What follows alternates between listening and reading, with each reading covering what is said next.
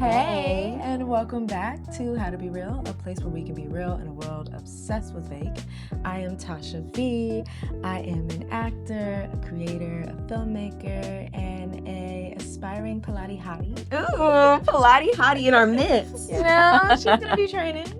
Period. And I'm Tay. I'm a creative producer, lover of all things wellness, and your favorite local yogi. Yes, you are. Yes, ma'am.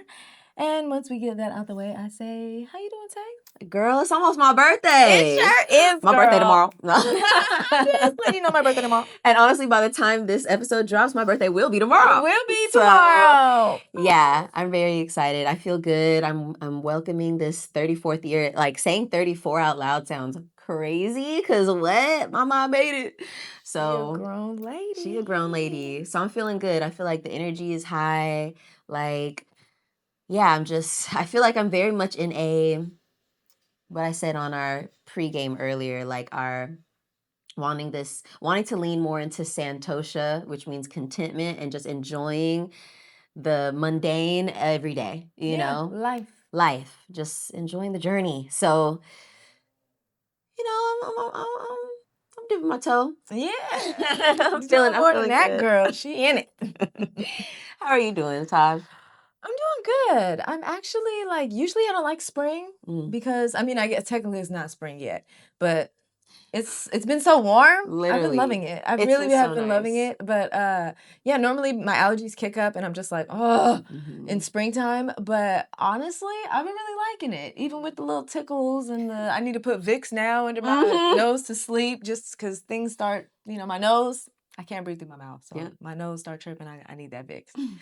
So there's still the irritants there, but I'm actually really enjoying this spring. Like I'm feeling very aligned with it. So things are blooming. I feel like I'm ready to bloom. My husband got me a rose bush, a white rose bush, because I love white roses. And it's starting to bud. It's gonna start blooming pretty soon. Little So babies. it's a lot of blooming going on. Yes. I'm happy and I'm ready. I'm aligned with it. But yeah, speaking of blooming. Misty Copeland. Oh my gosh. I'm going to shout her out. I don't know if you guys watched the Oscars. I didn't watch the Oscars, but I did watch that performance, that Sinners, where she came out. Yes. So many pieces of that performance were amazing. Truly. Miles Canton, his voice, he sounded exactly like, now I can't speak for the singers who started joining in toward the end. I was like, oh, okay, that was an interesting choice. Shabuzi randomly. Shabuzi was very much like, why? Okay. But Miles Canton held it down. And Misty Copeland, wow. Misty Copeland came out and you're like, oh my gosh. She was so graceful. She was so elegant. She looked so good. Amazing. She's in her 40s. She's like 42 or something like that. And she just had hip surgery and she looked, oh my God. Incredible. I was going to share, actually, I had a little tidbit about her outfit. Oh, her outfit was just too cute, too. She looked good. She looked so good. Look, so her Oscars performance outfit, she was wearing the iconic Firebird costume designed by Jeffrey Holder for Dance Theater of Harlem's celebrated Firebird show. Oh my God. So it was like, she actually said the quote, "The generations of Black artists whose creativity and storytelling continue to shape our culture." It's her tribute to that. So, what a perfect environment to even do that, because that was a whole intergenerational. That scene of Sinners is by far the best scene in the movie. There's so many great scenes too, but that one is the one that makes you feel it all. Yeah. Like it's almost like the whole point of the movie, the heart and soul of the movie. So the fact that they were able to somewhat recreate it on stage, because I don't think you're ever gonna touch what they put on film, you know what I'm saying? But to have that as a live performance, I really loved it. I loved incorporating elements of our culture into it, and Shabuzi for whatever reason. And Shabuzi randomly. And also shout out to Delroy Lindo. Absolutely, he did not win his category, very strangely beat out by Sean Penn for One Battle After Another, which you know, whatever. I'm not even gonna waste my words on that. But shout out to Delroy Lindo, who's been in the game for 40 plus years, acting his ass off in everything he's Put in. his entire foot, shin, and kneecap in every single role. He absolutely lives in those characters. It's like it's a masterclass for real. It really is. And an Oscar does not define your success It or your really career. doesn't. Like, Because no. we see him. And Yes. what I do love about that whole like BAFTA situation, I listened to the Fresh Air podcast that she Yeah, sent it was me. good, huh? It was really good. And I really loved you could tell very intentionally he wants to focus on the outpouring of love for him and Michael B. Jordan after it happened. Like, okay, there was that, but people were loving on them. And we don't play about our people. Like, I seen a video of this girl from the UK saying, like, you know, hey, in the UK we kind of take stuff like this on the chin. But like Black Americans do not play about Black Americans. Like, we really do not play about our people. Yep. And that was the thing, to where it was just like, you guys got them messed up, and So don't worry, they're not gonna have to say nothing. Nothing. Y'all chill. Y'all did what you need to do. We are going off everywhere. Sound off. Coordinated attack. Hello? Because y'all got us all bent. Literally. What are you talking about? Literally. Oh. And I just love that he focused on that. And I know that he knows, that's one good thing about social media is you can give people their flowers. Yeah. And he's been getting his flowers. He has. And the Oscar absolutely does not define, because, man, Sinners should have swept. They should have swept. But, you know, hey, you know, the world we live in. Yeah, whatever. exactly. Speaking of movies, we are doing a 3-reel list today that is about old movies. And when we say old, I'm thinking like early 2000s, maybe late 90s, and like before 2020? Yeah. Or, you know, whatever. I didn't go too old, but I also didn't go really new either. It's mostly like early 2000s, mid 2000s. Yep, and mine are like early 2000s. I think mine, like, they range as well. Yeah. Yeah, exactly. Okay. So not old, but like starting to be old. Starting to be old. You know what I mean? Like, think about it. Like, more like we're in our 30s. These movies came out when, you know, elementary, middle school type shit. So yeah, I would say back in the day. Back in the day. Back in the day. Not throwback movie, but an older movie. Exactly. So what are your 3? Okay, so some of the movies that I think are still funny today that still hold up. Oh yeah, I don't know if I said that. Movies from back in the day that are comedy that like still hold up to this day. Yes. Sorry to cut you off. No, you're good. Austin Powers. Powers. My God, that's a good one. The series. I like all of them. Yeah, exactly. All three of them. Like The Spy Who Shagged Me. Yes. Gold Member. What was the other one? International Man of Mystery. Yes. There we go. I like them all. Yeah. Look, Austin Powers is crazy. It's crazy. And it's like it's like, you know, the spoof on the James Bond kind of vibe. He's this super goofy fucking spy everybody wants. And then there's Dr. Evil and his relationship with his son, Scott, and they hate each other. And Mini-Me. Mini-Me. A little problematic, but there's definitely a lot of like Fat Bastard. Problematic. Yeah. Will Ferrell, I think it was the first one where he plays like a brown dude. That's right. His accent. And his accent. Problematic. Yeah, there's some, yeah.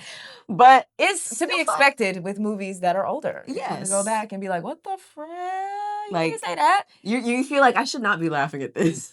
But it is hilarious. It's funny. Yeah. So, yeah. My next one I'm going with is Liar Liar with Jim Carrey. I haven't seen the movie in so long. Literally, I think I should watch it. I honestly think it's one of my favorite Jim Carrey movies. Like, it's a good one. It's so good. Like I think all the things that make you love Jim Carrey, he displays in that movie. Like there's little heartfelt moments. Of course, there's the big acting, you know, and the what would you call it when he uses his body a lot? Like the physical comedy. Yeah. Mm-hmm. All the things that you love. Like my favorite scene, I think maybe out of all of his movies is when he is fighting with the blue pin. And he's like, the pin is blue. The pin is blue. Hilarious. Still so funny to this day.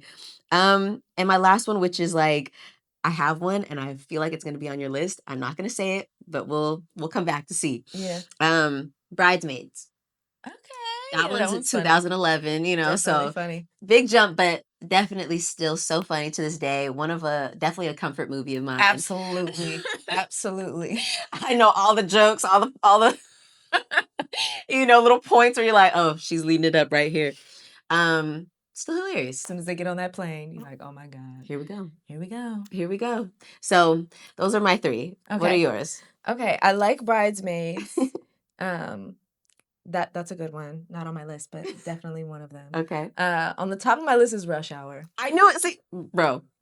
Rush Hour is so funny. Rush Hour 1. Yeah. I mean, really, they're all funny, but the first one to me is just so funny. It's hilarious. Chris Tucker is hilarious. So is Jackie Chan. I feel like I remember watching that like, dang, I didn't know Jackie Chan was so funny. Like, or whoever wrote that movie, hilarious. Like, such a good movie.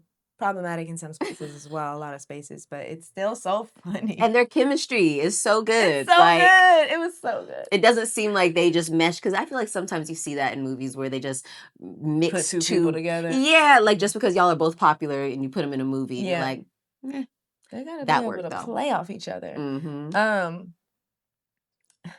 Oldie but goodie Friday. Of course. Laugh. Damn.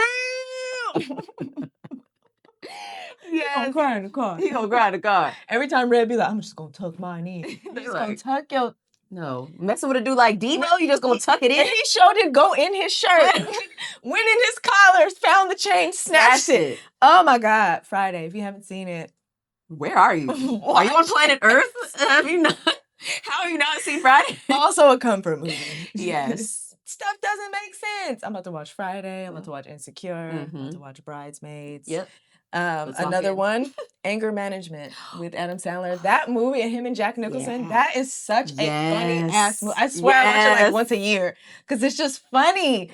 Buddy Rydell. Who's brother? He's fucking crazy when he backed into that car and it fell off the building. Oh my God. There's just so much of that that's just like, what is happening? And then I love Adam Sandler snapping. Yes. Like, Happy Gilmore is funny, but for me, Anger Management is even more funny because he's snapping and it's like way more grounded in reality. So he's like, tell me who you are. And he's like, oh, I do this. This is my job. And I'm kind of a nice guy. He's like, but you're telling me what you do. I want to know who you are. And every answer he's giving is wrong.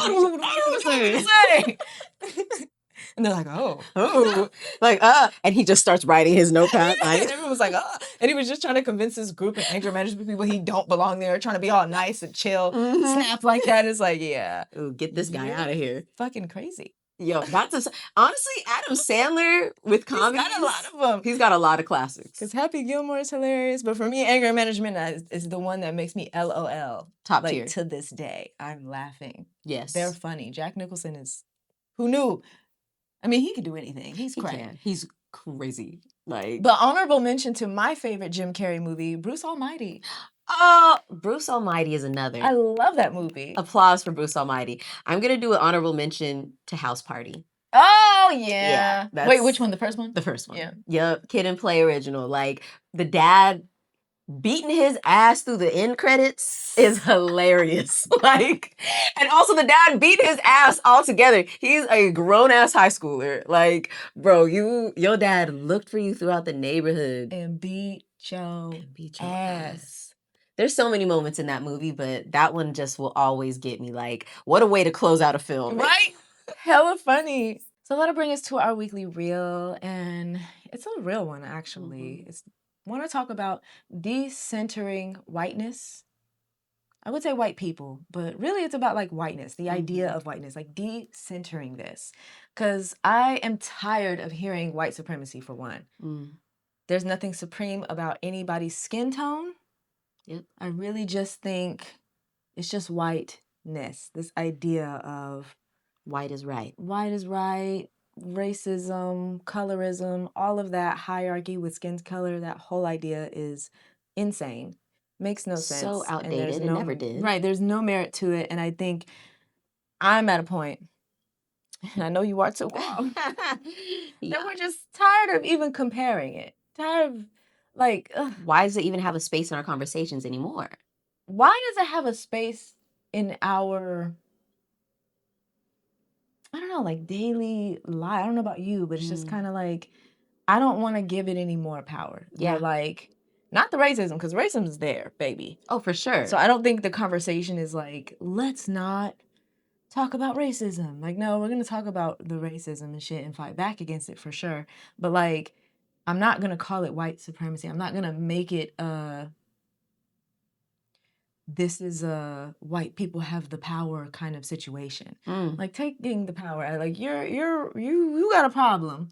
This is your problem, and we're gonna do what we need to do what we need to do anyway. Yeah. Despite this problem. Exactly. Acknowledge the barriers and move past the barriers. But baby, you do not have the power here. No, you don't run this show. You don't have a say over here. Show. You don't get to tell me how to be. No. So basically what it kind of means is just not using whiteness as a gauge for like decorum, standards, what's deemed professional or normal, the norm, and instead using our community and our own personal standards as a standard, trusting that we know what we need to do. We know how to be good people. Yep. Yes, we do. Being a good person has nothing to do with skin tone, and let's just not put whiteness on a pedestal. No, like, please, like, we're done with the respectability politics. It's over. We're putting it out. I understand that, back in the day, respectability politics was really a way to keep us protected, keep our people protected and safe and moving through spaces where, like, essentially, quote, like, unnoticed. Yeah. So that we didn't get harmed, like bodily harm to us or our loved ones.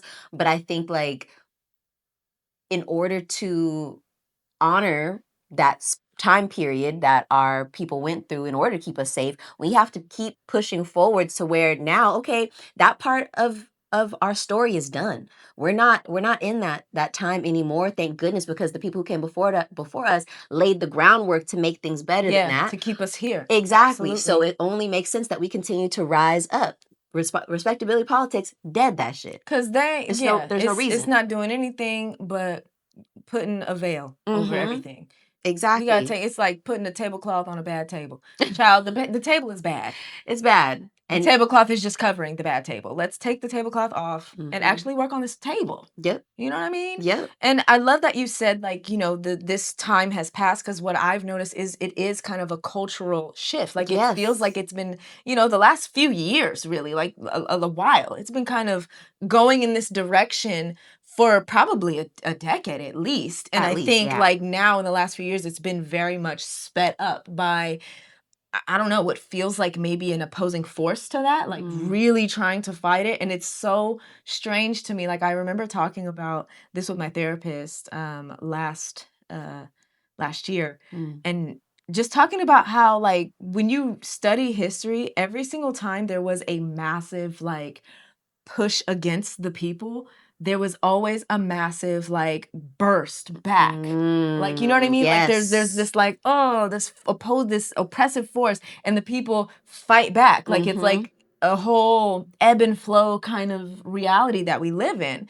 And so I think I totally agree with you when I'm saying, like, this respectability politics, everybody being, okay, yeah, that was racist, but let me not get fired. I think now we're starting to get to the point where it's like, all right, actually, I think we do have what it takes to kind of say something here. Yeah. I think I've earned my rights more than that, actually, to say something here and to not be told what's right and that I'm not that, for whatever reason, It, like, makes when we form that common enemy, like that pushback, it's like, oh, we're able to band together. So I think kind of like what we were talking about off camera when we were discussing, like, the podcast and, like, our strategy approach and all this, it's like when things start shifting, when the veil starts lifting, strategies have to change. Yep. It becomes time to make a pivot because the things that got us to where we are worked for that time. But now it's new strategy, new enemies in the same clothing. So we need to, all right, how are we shifting? Like, now that this is out here, we Now got it's to out in move the differently. open, We got to period. move differently. Absolutely. Mhm. All of that has come out with all of the, not just the racism, but the pedophilia and the, like, modern day slavery that's going on in everybody's country right under our noses. Just the sheer low standards that we're seeing being accepted when it's just this person is white. So we're going to put the, and they're also, I don't know, of the mind that somehow makes them better than everybody else.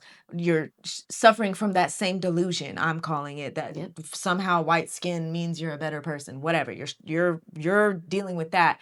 And those are the people that are running things. And it's just like, these people are so unqualified. They don't know what they're doing. And it's not true. We're literally seeing proof that it is not true. Yeah. And this is all these rules, all this stuff that they put in place, the systems that they put in place for us to follow, it's falling apart at the seams. We're seeing that they're not even adhering to that shit. And it was never based in reality. And it was never based on like, hey, let us teach you how to be a good person. And that's what we've all been kind of conditioned to believe. Golden rule. Exactly. Like these people are civilized. This is what civility is. White people equals civility. And that's kind of the veil we've all been living under. No matter how hard we've tried to kind of fight against it, that's been the veil. And I feel like now we're seeing like, baby, the veil is lifted. Y'all are just as uncivilized as anybody else can be. Y'all are actually kind of the worst. That sounds terrible to say, but like what y'all are doing, these people on this pedestal, these rich, powerful people, quote unquote, like you're doing some of the most vile things. Yeah. To anybody, to everybody, to children. My God. The coldest part is you ain't right. You wrong. So the wrongest, like the worst of the wrong. The cold part is like so many of us Black people, and I'm sure some of our fellow folks of color, like have been privy to this. Yeah, you know, we've been seeing saying this shit forever. Like they know the truth. That's why they keep trying to, you know, really push this agenda, because they know that it's a lie. They know it's a lie. But like now that like the other piece of this society, the white folks, are starting to see like, oh shit, everything that they've been saying and everything is a lie. Like, oh my gosh, the veil is being lifted for them too. We haven't had the luxury to have so much of a veil. You know what I mean? Our veil was absolutely like the one the brides wear. You see everything through this veil, but it's still there. But you could make out every face, every detail, walking around perfectly, driving your car perfectly fine through this veil.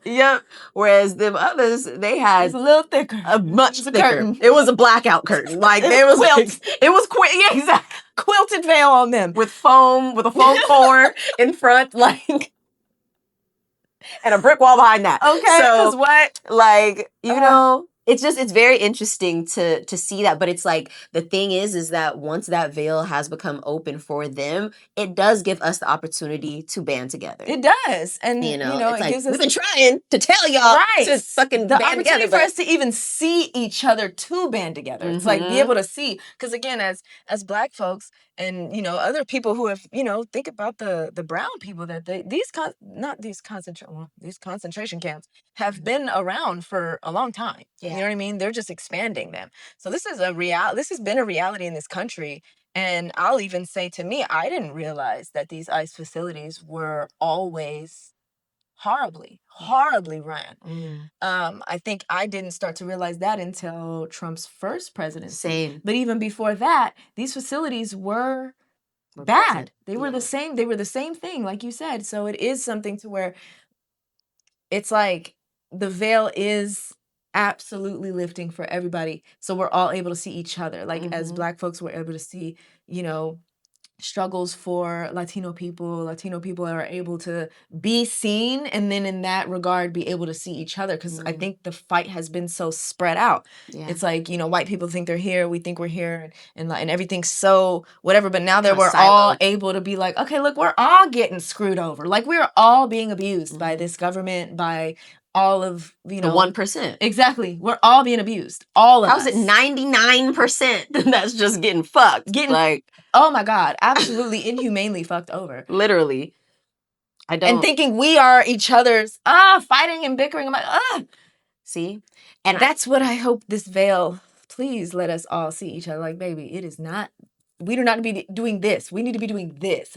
Where are we going? We need to get these people. Looking up and over. Fight all the fights. Fight together. And that's why I like independent platforms right now. Folks being able to take control of a lot more of like what's being shared, what's being put out there. People can choose what they're going to listen to and what they're not going to listen Make to. up It's their not, minds. you don't just have to listen to Fox 40 or like, you know what I mean? ABC all the Please time. You don't can listen to any of these big media companies. Let's just not do that. It's like Yeah. one person that owns all of them. Literally. Jeff Bezos and shit. Like, don't listen to any type of Washington Post. F that. Literally. You need unbiased news. Or at least both sides of the story, which, like, anyway. But where this starts, I believe, is first in our minds. Yeah. Like, it's really a conscious choice we have to make to stop looking for that norm, that standard of comparison and as a reference on, like, okay, how does professional look? I know for me, as an actor, it's liberating to kind of be able to bring yourself. I think that's more of the case now. The authenticity, over the past few years has been something where it's like, hey, we want to see you, and so that helps you to do that. But even in doing that, I know that there are times where, if my hair looks too wild or whatever, it's like, it's not my true voice that thinks, oh, this doesn't look that good. It's really like, what are they gonna think? And by they, it's not really even anyone real. It's this idea of, and the conditioning, because you've heard, I've heard at jobs, at school, that my hair is distracting, that it's unprofessional, and been asked to straighten it or slick it back just for a job or just at school. So those things stick with us. And I feel like that is the stuff that we have to let go ourselves, because that's what it looks like. It really does start with us making those choices in our everyday lives. Absolutely, because there's a version of this professionalism that really is just whiteness with like a dress code. You know what I mean? It's like comparing yourself to the standard of a white person, and all the ways you're not that are the things that you feel are unprofessional. And the crazy thing is that, like, that's not saying that being white is bad. That's not saying that, like, oh my gosh, if you're white, you're wrong. Like, no, it's saying being allowed to exist in your body. Just a white person can exist in their body with their straight hair and whatever the hell they got going on. But also, anyone else who looks different than that, who has bigger hair, darker skin, should also be able to walk into a room and just not be. Yeah, like, I'm exist. clean, I'm wearing work appropriate attire. Nothing about me is unprofessional. Nothing about me is unprofessional. Unless my hair is in the shape of a middle finger. Right. Like, right. What is unprofessional about my hair being curly? I do not understand. I remember they told me that, and I was doing data entry. There's no customers. Like, I'm not even. We're not seeing anybody. And my hair wasn't unprofessional. Like, it really was, like, probably like yours. Yeah, just a little, just like fro. Little fro. It's just down. What is the problem? Problem? Like, what the fuck? So yeah, no, I'm letting that stuff go. Release. That's not it. My hair is not unprofessional. It's my hair. It's hair. It's me. Come on, let's let it go. And I think what it looks like, what it can look like socially, is letting go of, like, wanting to fit in. Because there really is no in. You're not fitting in.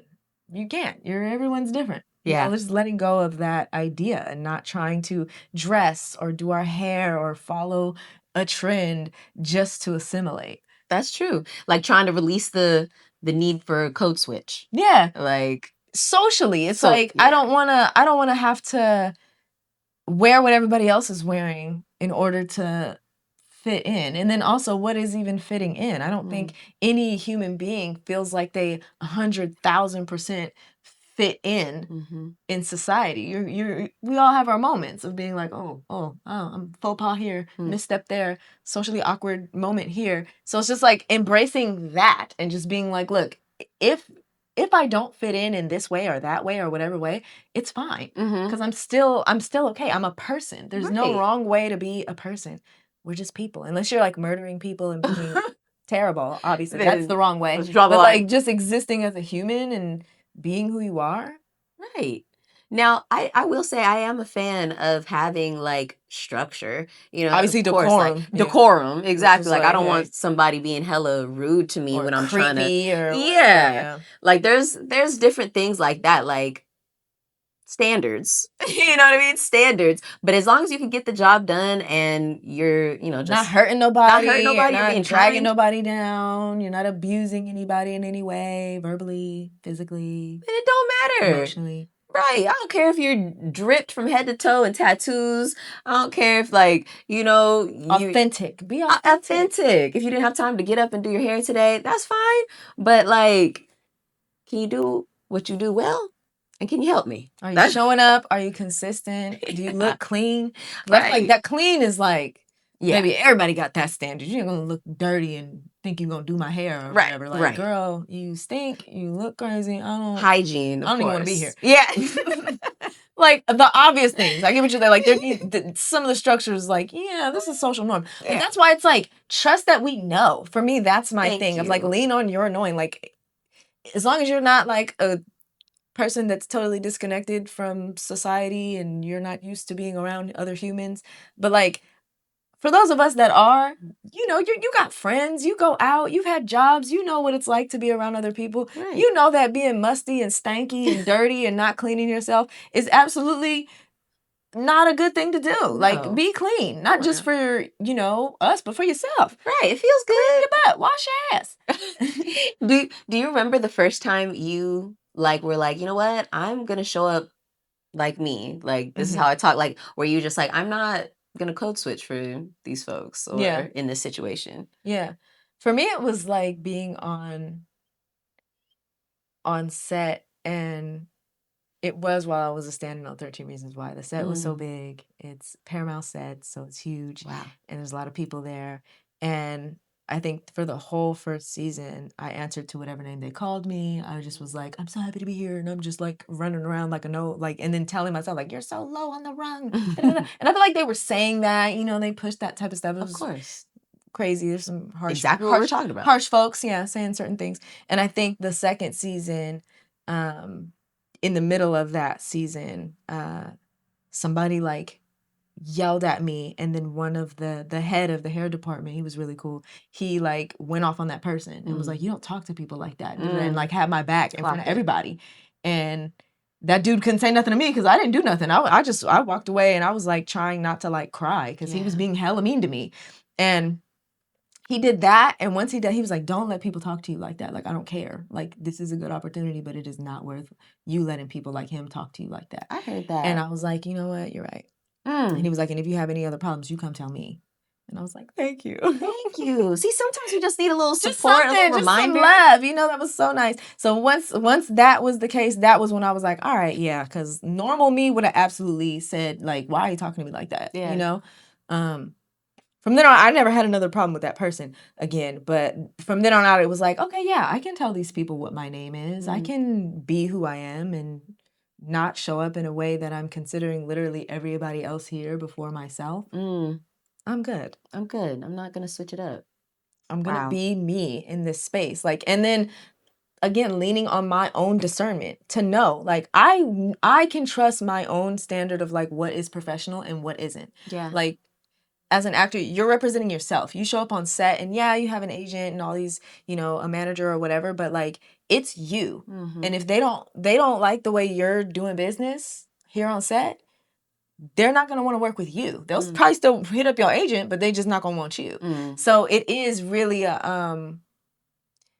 you're the face and the product of your own little company. So it is something to where you got to show up as you and trust your own discernment because you're on your own. What do you think is professional? Show up here. Raise your standard if you need to, but trust the discernment of yourself, because if you try to use someone else's idea of professionalism, like we're saying, that whole passive aggressive or there's this ladder situation because you're older than me or you're the director, you should be able to talk to me in a certain way. But it's no, there's a way to professionally say whatever it is. Can we not yell? Maybe we can have this conversation once we've calmed down. There's ways to say stuff and still be professional. And then also acknowledge that hey,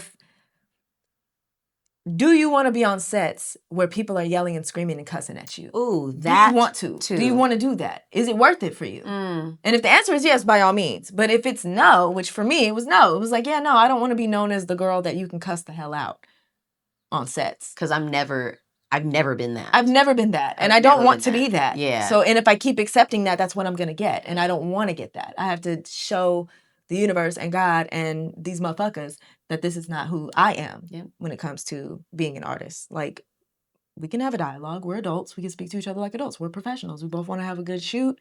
Let's speak to each other like that. Literally. So, ooh, yes, you Tosh. set that tone. I know. Set that tone. I wanted to ask you, like, as a business owner yourself, what are some ways that you've been able to tap in authentically, professionally, like when it comes to certain things? Because you're in that same boat as far as this is my shit. Yeah. And I say. Yep. I will say, like, I did notice a shift when I left agency life to, like, you know, this on my own. Because it's like, you know, when you're at an agency, there's certain ways that you handle things, processes. And for a while, I was using that same approach. And then I think, like, I had a one-on-one call with a client. Like, usually it's a whole team. Yeah. And then when I went on my own, it was like I was meeting with smaller teams. And then one day, it was just me and, like, the head honcho of a team. And she answered the phone, very similar to how you were sharing how you had somebody who kind of displayed the action for you a little bit. And, like, you were like, oh, right, I could be, and reminded you, like, of who you were. Yeah.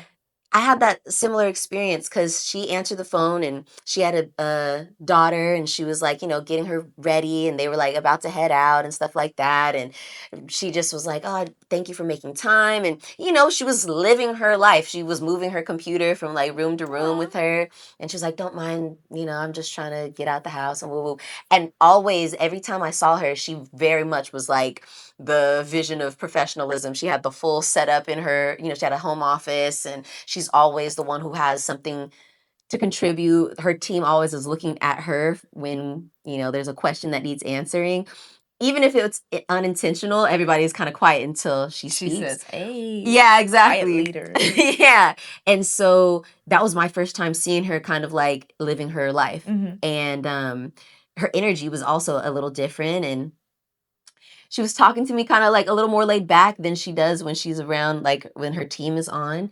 And it was just very cool. I was like, oh, like, she's letting me in this way and I get to see her and she didn't make a thing about it. She wasn't like, oh my gosh, I'm so sorry. My daughter. And you're just like, girl, get your girl ready for school. It was like, she didn't say anything about it. Like, she was just like, hey, Taylor, how you doing? And was just continuing about her situation. Oh yeah, I'm just getting my daughter ready. We're about to head out to da-da-da, woo-woo, wherever they were going. And no sorries, no apologies for the situation. It just was. Yeah. You know, and I was like, I felt good and it made me feel like I could do that a little too. Bit of permission given. Yeah, exactly. You know, like you said. I was like, I like feeling like this. I like, as someone who's on the other side, I like dealing with other people who feel like that. And very similar to how you said, do I want to be working with people who make me feel like I'm, like, got a bug up my ass? Like, no, I don't want to feel super tightly wound, you know, every time I get on the call with the client. So I think that started changing how I thought about who I wanted to work with, who I wanted to surround myself with, the environment I was in.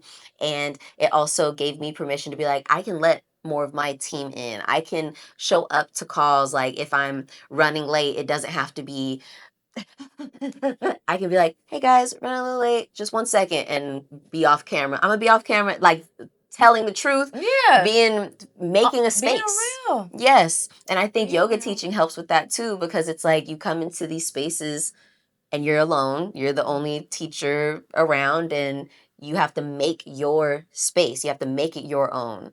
And you set the tone, you set the vibe. Are you setting someone else's tone and vibe? Like, you know what I mean? Whoever taught you, are you trying to emulate that? Yeah. Because that's not your vibe. That's not why people like you. They like you because of you.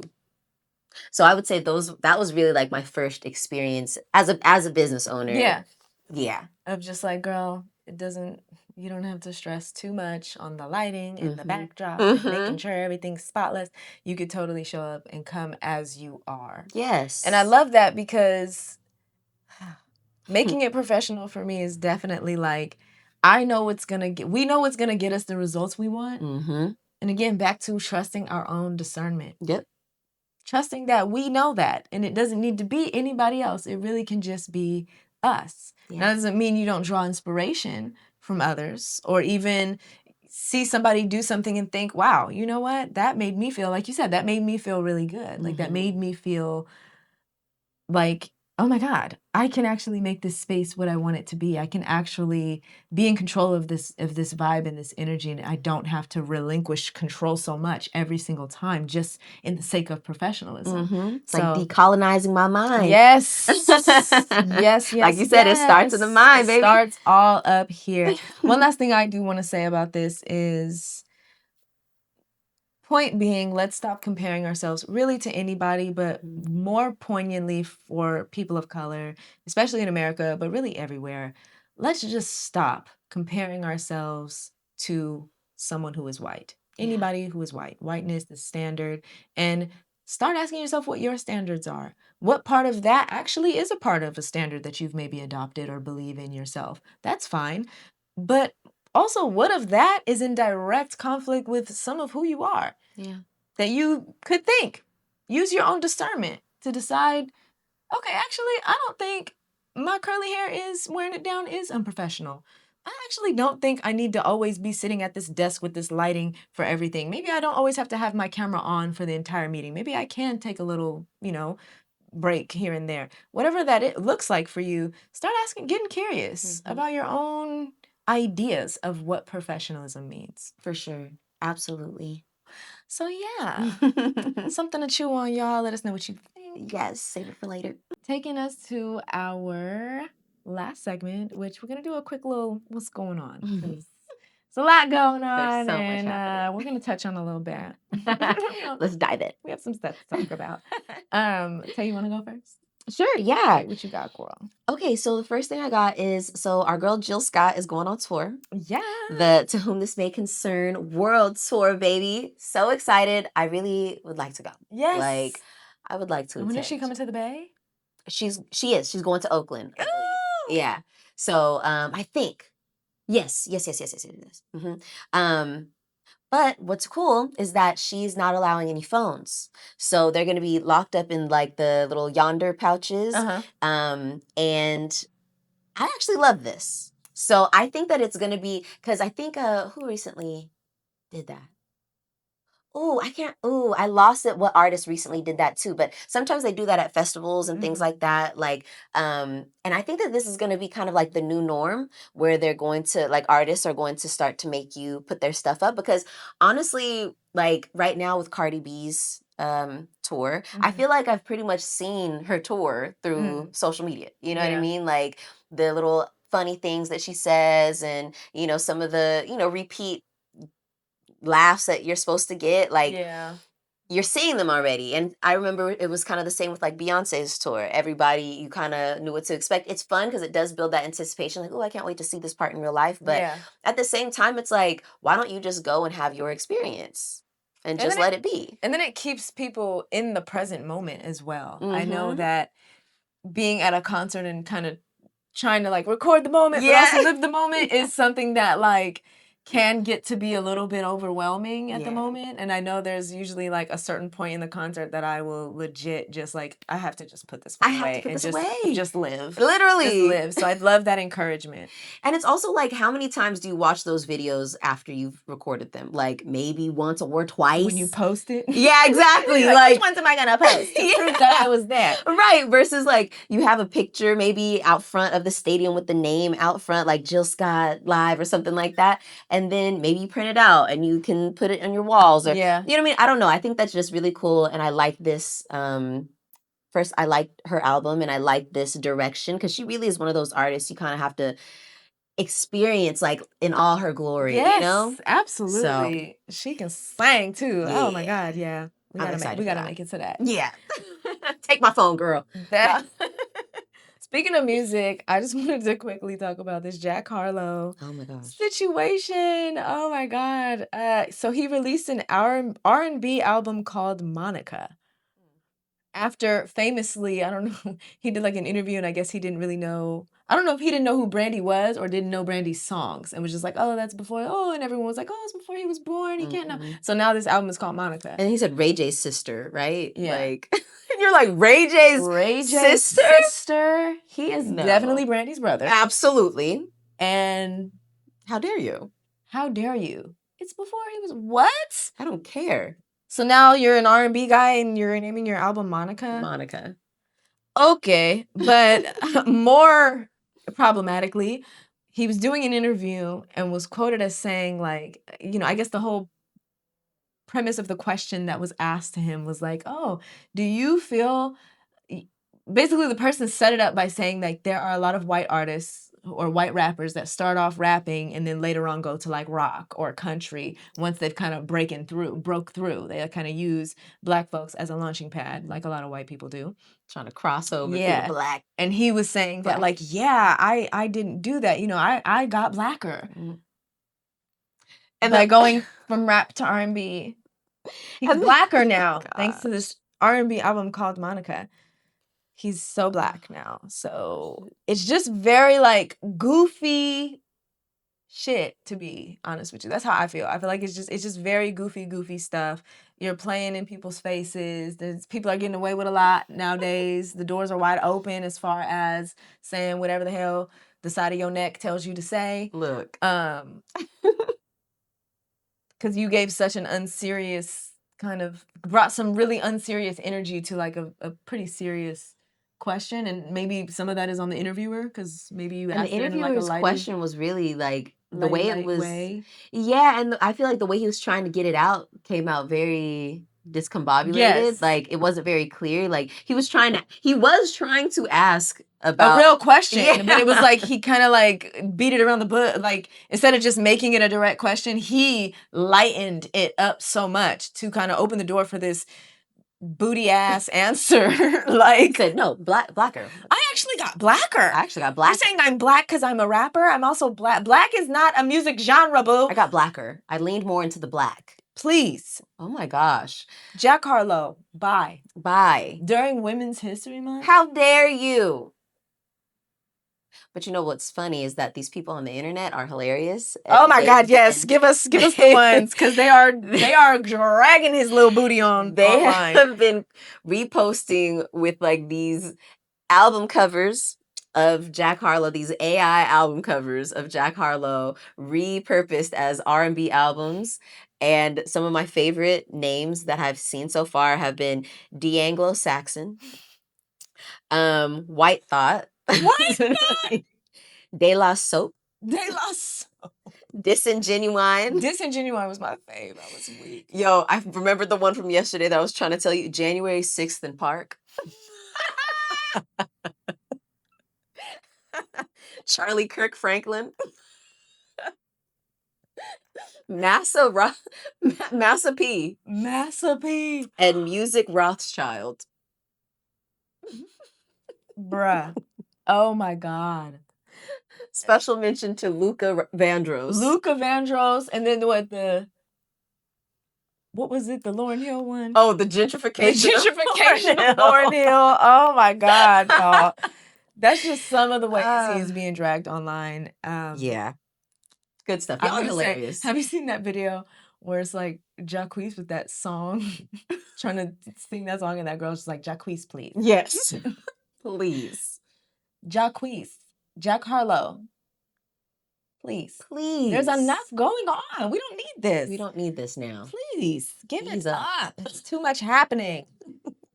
Boo. Tomato. Tomato. Okay. I think... Okay, another artist. I didn't anticipate myself to want to go here, but I have to. The LaRussell song.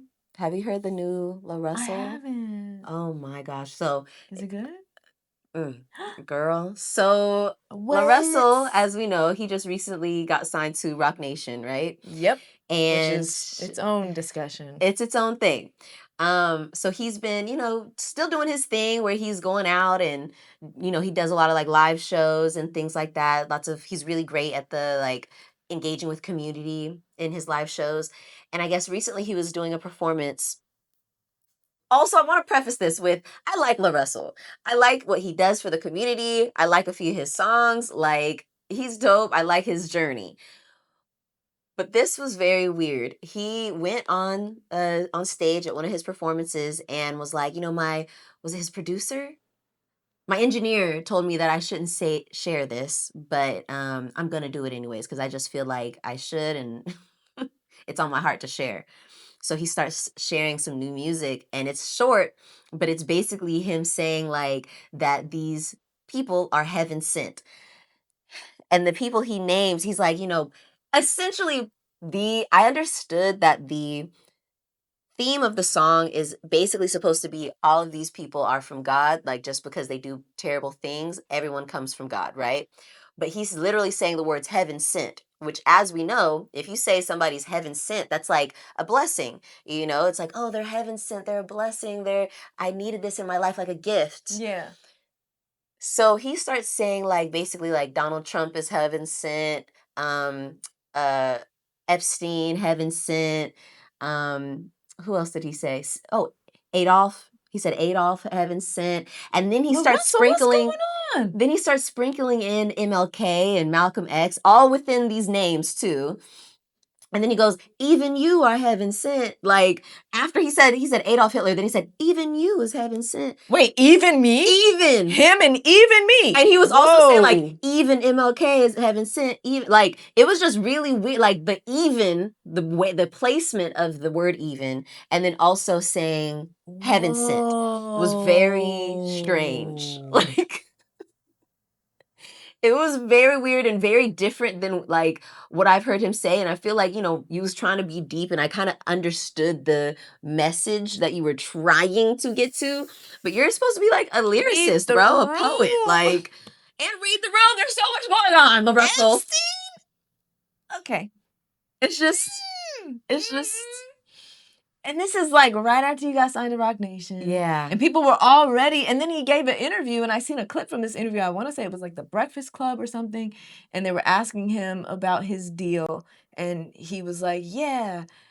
And in the clip, I was like, I'm sure he's being sarcastic, but he was just like, yeah, people think I sold my soul to sell to Rock Nation. They think I don't own my masters. And like, yeah, so yeah, I tell them, yeah, I gave up my masters. I gave up that and my ass. Right? And he says my ass, right? But he says my ass like 3 times. And my ass. I gave up and my ass. And my ass. And I'm like, okay. Once, sarcastic. Yeah, get it. Haha, tee-hee. Second time, maybe you thought niggas didn't hear you. They didn't laugh, whatever. Third time, like, are you okay? Did you give up your ass? Did you give it up? What's going on? Why did you say that 3 times? Your ass. Specifically your ass. We wasn't saying your ass. Whoa. We was saying, do you still own your masters? Are you still LaRussell? And we wasn't asking about your ass. But now that you mention it, are you okay?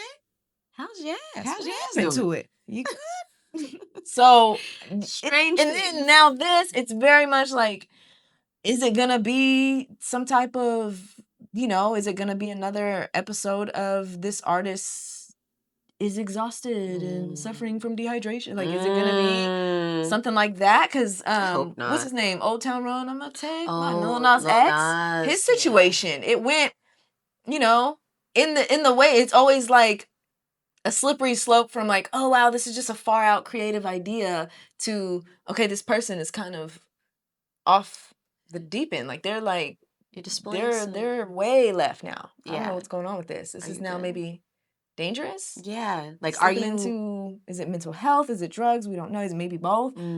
But we do know trauma, it rewires that brain. So we don't know what's going on, but that's crazy.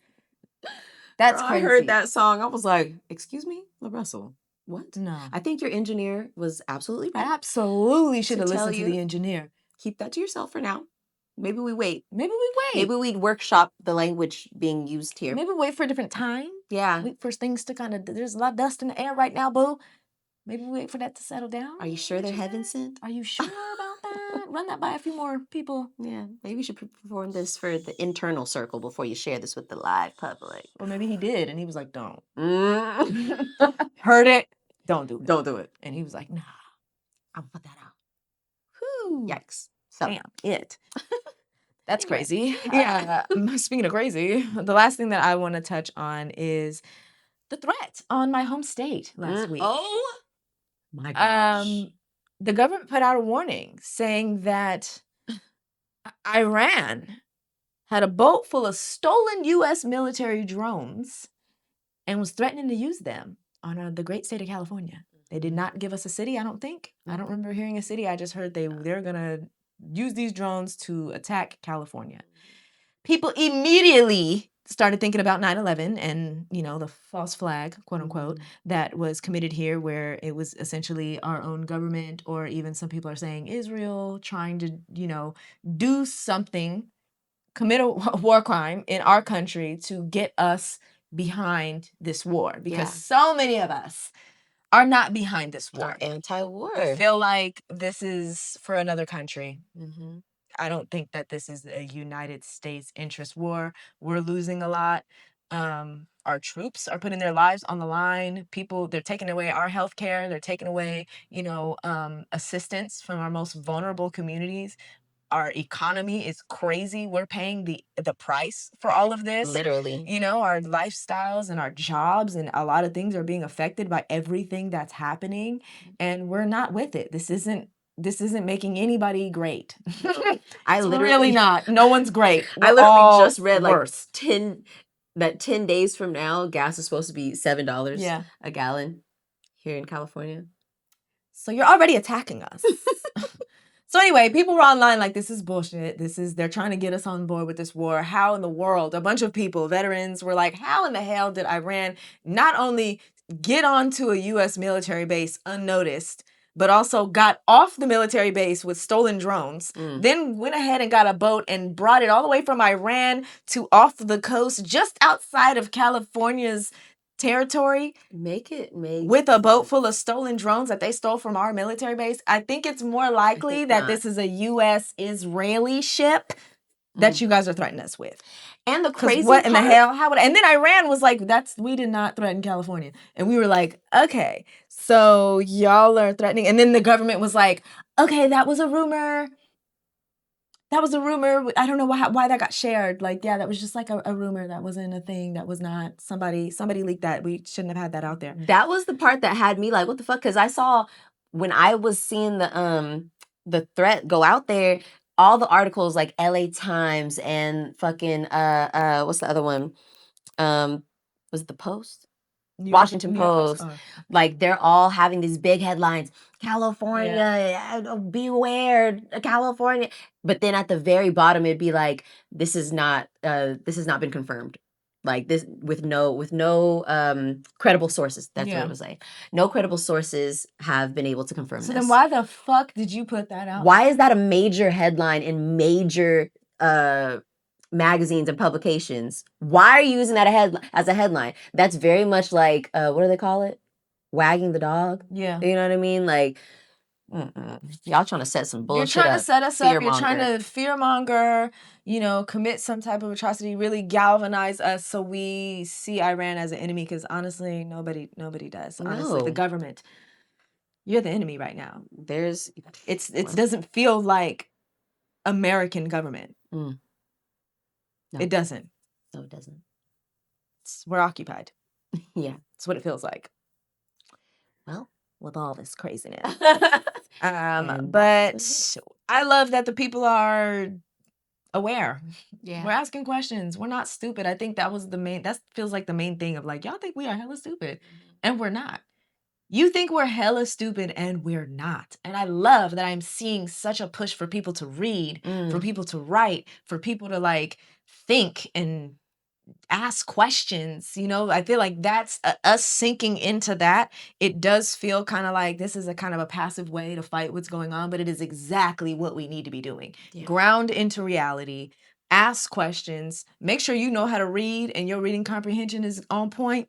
Make sure you know how to write some stuff and speak for yourself and tell your own story and tell somebody else what you learned, what you read, and talk about it, baby. Yeah. Like we were saying, lift those veils and actually look, see, and talk to one another. That is what we are going to do.